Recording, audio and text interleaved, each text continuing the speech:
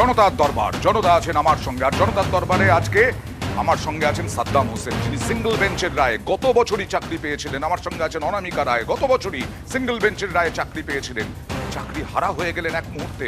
দেখুন অনামিকা এবং সোমা দাস, তার একমাত্র চাকরি থাকতো। দেখুন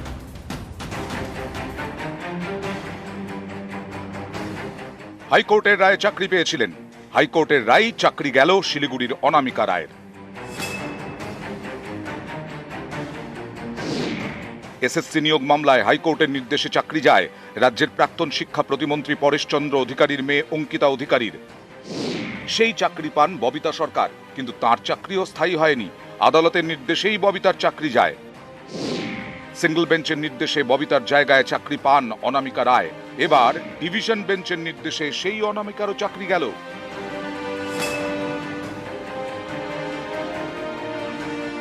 2023-এর 21শে সেপ্টেম্বর চাকরিতে যোগ দেন অনামিকা, কিন্তু 2016-র এসএসসির পুরো প্যানেলই বাতিল করে দিয়েছে ডিভিশন বেঞ্চ। ফলে অনামিকারও চাকরি গেল। তার প্রশ্ন, যোগ্য হয়ে কেন তাকে চাকরিহারা হতে হলো? তিনি তো কোনো দুর্নীতি করেননি।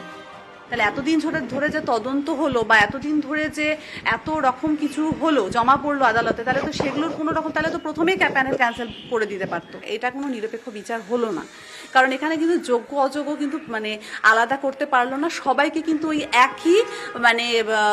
একই ইয়ের মধ্যে ফেলে দিল যে সবাই অযোগ্য। এটা কিন্তু কখনোই হয় না।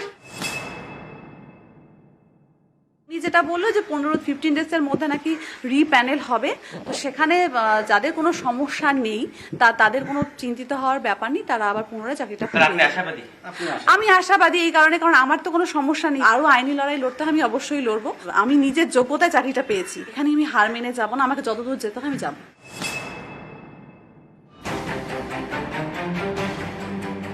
একমাত্র সোমা দাসের চাকরি বহাল রাখলো আদালত।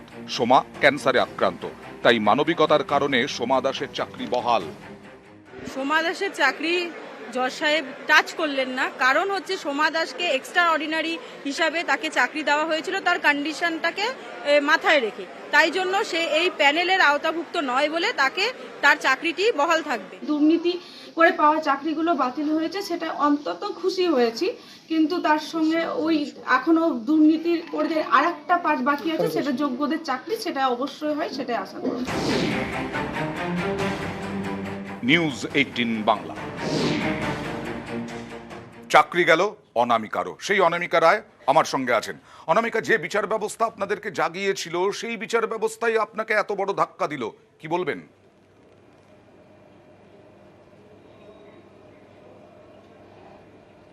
দেখুন, আজকের এই যে রায় বেরোবে, এই রায়টা শোনার জন্য আমি মোটেই একদমই প্রস্তুত ছিলাম না। কারণ আমি কিন্তু প্রথম থেকেই বরাবরই আমার আইনি ব্যবস্থার উপর আমার একটা বিশ্বাস রয়েছে, আগেও ছিল, এখনো আছে, ভবিষ্যতেও থাকবে। কিন্তু আজকের যে এই রায়টা শোনার পর আমি একটা খুব কোথাও না কোথাও আমার একটা আমার যে বিশ্বাসটা, সেটা কোথাও না কোথাও একটু ভেঙে গিয়েছে যে এটা কেমন ধরনের রায় হলো। তাহলে যে এত রকমের যে তদন্ত হলো, সিবিআই, ইডি সমস্ত রকমের তারা পেশ করলো কোর্টে, যে অযোগ্যদের লিস্ট পেশ করলো, যে কারা অযোগ্য, ওএমআর কাদের দুর্নীতি, কারা ব্ল্যাঙ্ক ওএমআর জমা দিয়েছে, র্যাঙ্ক জাম কতগুলো আছে, তারপর প্যানেল এক্সপায়ার হওয়ার পর কারা কারা চাকরি পেয়েছে, এরকম আরো নানা রকম ভাবে দুর্নীতির কারণে যারা যারা চাকরি পেয়েছে, এক কথায় অযোগ্যদের যে একটা তালিকা, সেটা কিন্তু কোর্টকে জমা দেওয়া হয়েছে।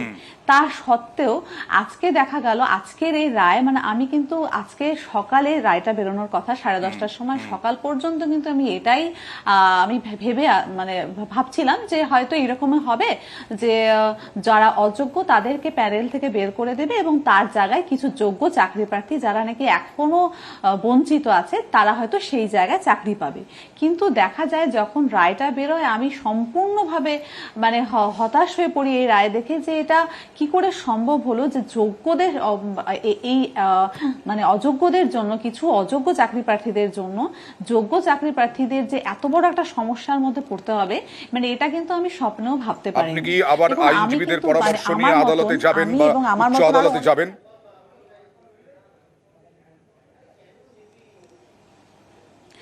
এই মুহূর্তে আদালতে যাওয়ার কোনো মানে যাব কি মানে এই মুহূর্তে সেটা আমি বলতে পারছি না, কারণ এটা তো শুধুমাত্র আমার একার সমস্যা নয় বা আমার একার পক্ষে কোনো রায় নয়, এটা যেহেতু একটা সার্বজনীন রায়, তার জন্য আমি আইনজীবীর সাথে কথা বলেছি, তিনি তার সাথে আমার কথা হয়েছে।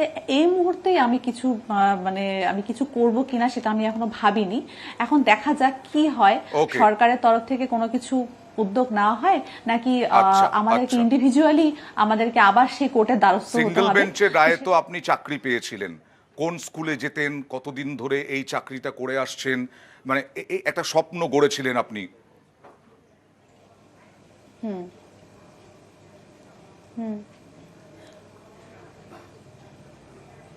আরেকবার যদি কোন স্কুলে যেতেন, কোন স্কুলে চাকরি পেয়েছিলেন, কবে চাকরি পেয়েছিলেন?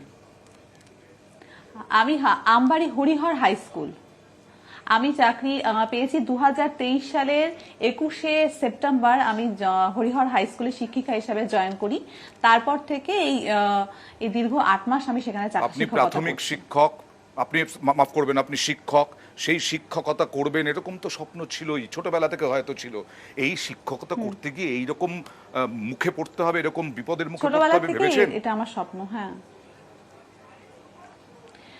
দেখুন এইরকম আমি না কখনোই ভাবিনি যে মানে এইরকম ভাবে যে আমাকে চাকরি পেতে হবে, মানে এইরকম আদালতের দ্বারস্থ হয়ে চাকরি পেতে হবে, তার থেকেও বড় ব্যাপার যে এইরকম ভাবে আবার আদালতের রায়ে আবার সেই চাকরি, মানে কি বলবো, মানে এর থেকে হতাশাজনক আর কিছু হতে পারে না। আদালতের রায়ে আমার চাকরি পাওয়া এবং স্কুলে জয়েন করা, এবং সেই আদালতের রায়ে আজকে এই সম্পূর্ণ প্যানেল বাতিল, যেখানে আমিও রয়েছি। নিশ্চয়ই আপনারা যারা রয়েছেন, যারা যোগ্য, তারা নিশ্চয়ই সুফল পাবেন কোনোভাবে না কোনোভাবে, নিশ্চয়ই একটা ফলাফল যেটা আপনাদের জন্য পজিটিভ, সেটা আমরাও শুভকামনা রইল, শুভেচ্ছা রইল আপনাদের প্রতি। অনেক ধন্যবাদ নিউজ 18 বাংলায় সময় দেওয়ার জন্য। এবার জনতার প্রশ্নে চলে যাব। জনতা কার প্রশ্ন রয়েছে, কার প্রতি? মৃত্যুঞ্জয় পাল। হ্যাঁ, কুণাল ঘোষ তো সরাসরি পার্থ চট্টোপাধ্যায়কে দায়ী করছেন, তো আপনার এখানে কি মত? কুণাল ঘোষ, আমি একটু জুড়ে দিই, কুণাল ঘোষ আজকে পার্থ চট্টোপাধ্যায়কে দায়ী করেছেন, আর কেয়া ঘোষের যে আক্রমণ, সেই দুটোরই। না দেখুন, প্রথম কথা হলো যে একটা না একটা জায়গায় স্বীকার করতেই হবে যে কিছু মানে ভুল হয়েছিল, দুর্নীতি হয়েছিল, অন্যায় হয়েছিল, এটা অস্বীকার করা যায় না। একজন হলো চাকরি পেয়েছে বা এইটাকে ডিফেন্ড করা যায় না, আমরা ডিফেন্ড করছিও না দল থেকে, দলের কেউ কোনো পর্যায়ে ডিফেন্ড করেনি। কিন্তু একটা জিনিস মনে হতে হবে অঙ্কন দা, ধরুন আপনার পাড়ায় একটা চুরি হয়েছে, আপনি পুলিশে অভিযোগ করলেন, এবং পুলিশে অভিযোগ করার পরে পুলিশ আসলো, পুলিশ এসে বললো যে আমি চোরকে খুঁজে পাচ্ছি না, কিন্তু 7 দিন ধরে আপনার পাড়ার বাড়ির কোনো লোক বাড়ি থেকে বেরোতে পারবে না। কুণাল ঘোষ বলছেন পার্থ চট্টোপাধ্যায়কে বারবার সাবধান করা সত্ত্বেও হুঁশিয়ারি দিয়েছেন, হুমকি দিয়েছেন। আমি রায়ের বিষয়ে আসছি। কুণাল ঘোষ যেই ব্যাপারটা বলেছেন সেই ব্যাপারটা আমি, তুমি যেটা একজন দুজন বললে সেটা একজন দুজন নয়। সেখানে যদি পার্থ চ্যাটার্জি দোষী, পার্থ চ্যাটার্জি সর্বোচ্চ শাস্তি হোক, দলের তরফ থেকে আমাদের এই বিষয়ে কোনো বক্তব্য নেই। যে চুরি করেছে, যে অন্যায় করেছে, যাদের জন্য এই ভোগান্তি, যারা তাদের ডিফেন্ড করার জন্য আমি কেন ডিফেন্ড করব? আমরা ডিফেন্ড করছি না, এইটা ক্লিয়ার করে দিই। দ্বিতীয় কথা হলো যে আপনার পাড়ায় চুরি হয়েছে, আপনি পুলিশকে ডেকেছেন, পুলিশ চোরকে খুঁজে পাচ্ছে না বলে সারা পাড়া যত বাড়ি আছে, যত মানুষ আছে, তাকে বলছে গৃহবন্দী থাকুন। এটা তো অন্যায়। আইন তো বলছে এখানে চুরি হয়েছে, অযোগ্য চাকরি পেয়েছে, আদালতের তত্ত্বাবধানে তদন্ত করছিল সিবিআই। সিবিআই এর দায়িত্ব ছিল কারা যোগ্য কারা অযোগ্য বার করা। সিবিআই কোর্টে দাঁড়িয়ে সেটা প্রমাণ করতে পারেনি। আমি শেষ করিনি। আজকে কোর্টের রায় 338 নম্বর পয়েন্টটা পড়লে আপনি বুঝবেন, সেখানে বলছেন যেহেতু অযোগ্যদের সঠিকভাবে চিহ্নিত করতে পারলাম না, তাই পুরো প্যানেলটা বাতিল করছি। এটা কি মজা হচ্ছে? আজকে অভিজিৎ গঙ্গোপাধ্যায় মজা হচ্ছে, আজকে অভিজিৎ আবার বিরোধীরা বলছে এত দুর্নীতি হচ্ছে, এটা কি মজা হচ্ছে? আমি কেয়া এবং চন্দনদার জন্য